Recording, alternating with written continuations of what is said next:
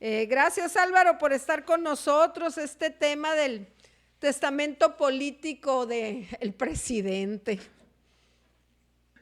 Cintia, Daniel, gracias a ustedes por la invitación. Buenas tardes a todos los que están sintonizando, los que están, como decían, ya en el Sí, postre a lo mejor.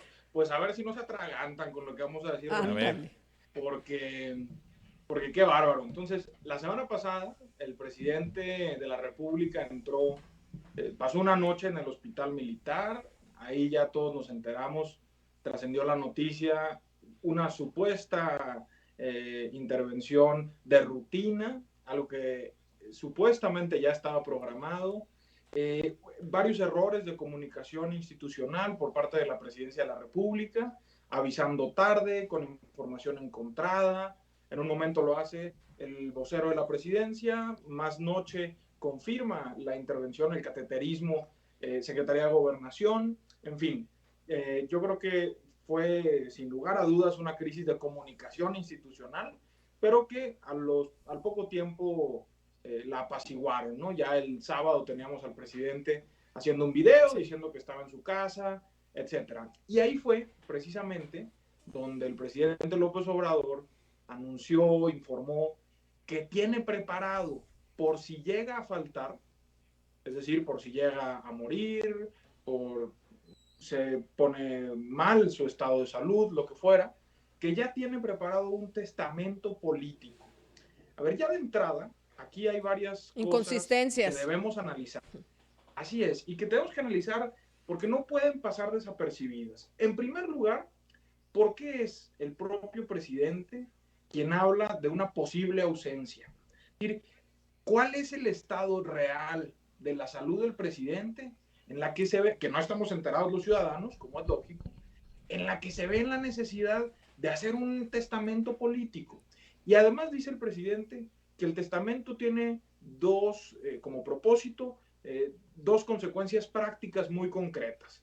Darle continuidad al trabajo de la cuarta transformación de la vida pública del país y garantizar la gobernabilidad del Álvaro, país. Entonces, te voy a interrumpir para claro, preguntarte esta figura del testamento político. ¿Esta figura se la sacó de la manga el presidente o existe?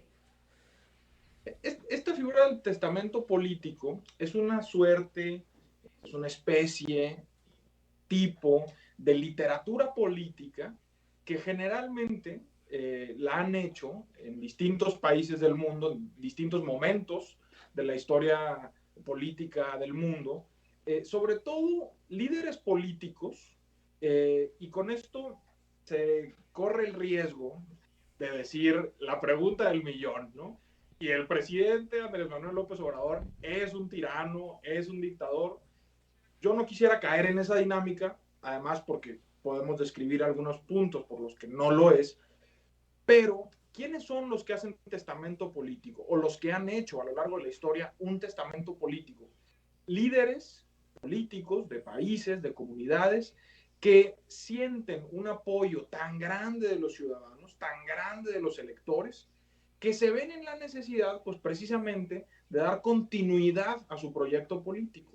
Es el caso, y no estoy poniendo al mismo nivel al presidente con los que voy a decir a continuación, pero en su momento Hitler hizo un testamento político, Mussolini hizo un testamento político, Francisco Franco en España hizo testamento político, el mismo Hugo Chávez ha hecho una suerte de testamento político, de manera que podemos decir, el testamento político, podemos llamarlo también plan de gobierno, plan de acción, ideario político. A ver, tan sencillo como que todos los presidentes de la República en México, al menos los últimos tres, han publicado un libro en el que hacen su análisis de cómo está México y plantean ahí mucho de su plan de desarrollo, por ejemplo. De manera que a mí me parece que el presidente usa, como es común en él, unas palabras como testamento político que son profundamente polémicas.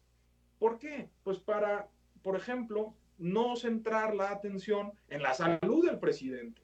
Absolutamente nadie le está pidiendo, por ejemplo, ningún periodista de los que están en la mañanera, nadie está pidiéndole un informe de salud. O sea, ¿cómo está la salud del presidente? Sabemos que es hipertenso. Oiga, ¿y qué niveles de hipertensión? ¿Realmente está controlada? ¿Se está saliendo de control? ¿Hoy tiene arritmias? ¿Un cateterismo? ¿Tiene stents en el corazón el presidente? Nadie lo pide.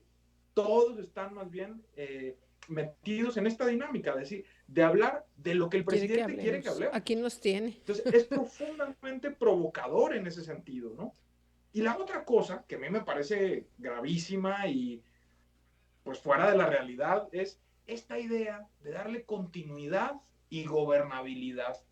En primer lugar, el tema de darle continuidad a la cuarta transformación, pues tendríamos que ver en qué términos habla el presidente, ¿no?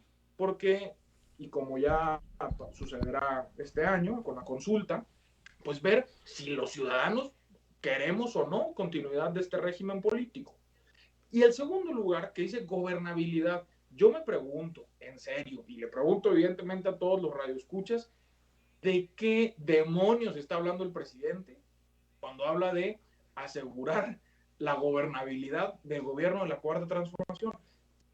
Muy rápidamente, o sea, hablar de economía en este gobierno de la 4T, la inflación más grande de los últimos 20 años, la deuda de Pemex incontrolable, el crecimiento económico en negativo, aumento en millones de personas en condiciones de pobreza.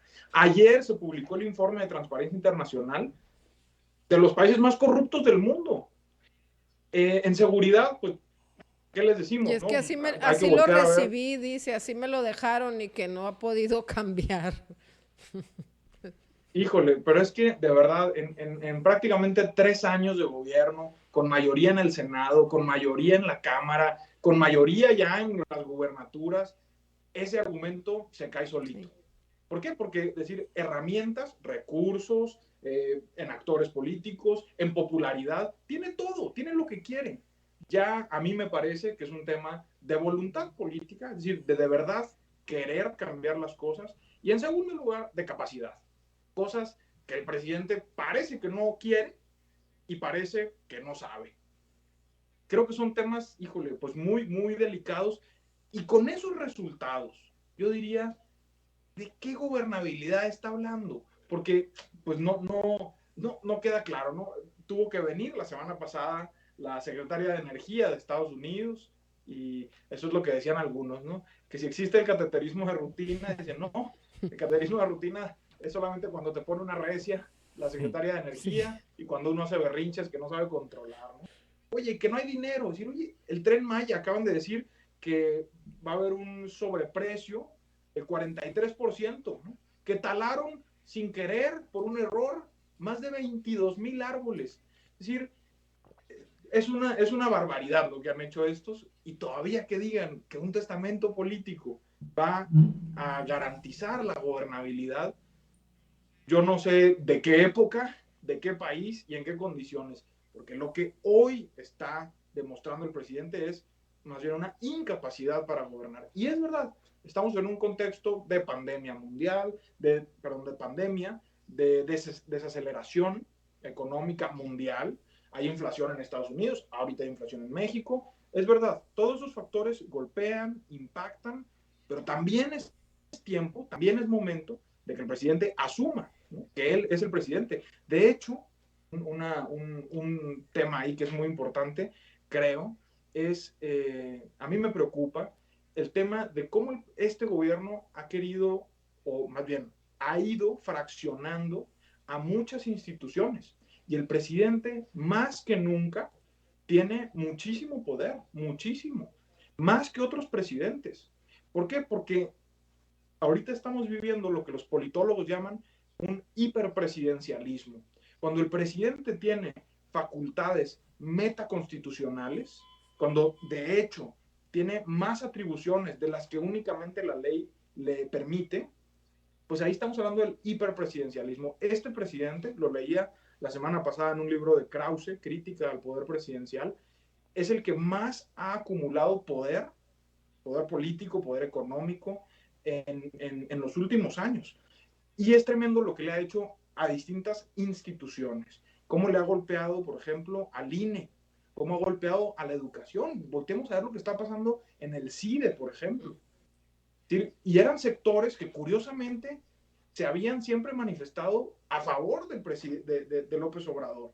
Entonces, la lógica del presidente, sin duda, es él mismo. La agenda o su proyecto político es él mismo. No se ve claro un hilo conductor, una política económica seria de resultados. Válgame, vamos a ponerlo así. Si la cuarta transformación de la vida pública del país, como lo ha manifestado el presidente, es eliminar la corrupción, pues ayer ya tuvimos, insisto, en este reporte de Transparencia Internacional, pues una probadita de cómo vamos. Y vamos, ¿no? Mal. Eh, Álvaro, como siempre, muy agradecidos de que nos acompañes. ¿Dónde te pueden seguir los comaleros y las comaleras? Encantado. Ahí estamos en todas las redes sociales, en Twitter, en Facebook, en Instagram, @a_Jiménez_Canale, y encantado de interactuar con ustedes y con todos los que nos están escuchando. Agradecerles mucho la invitación. Gracias, un fuerte Álvaro. abrazo.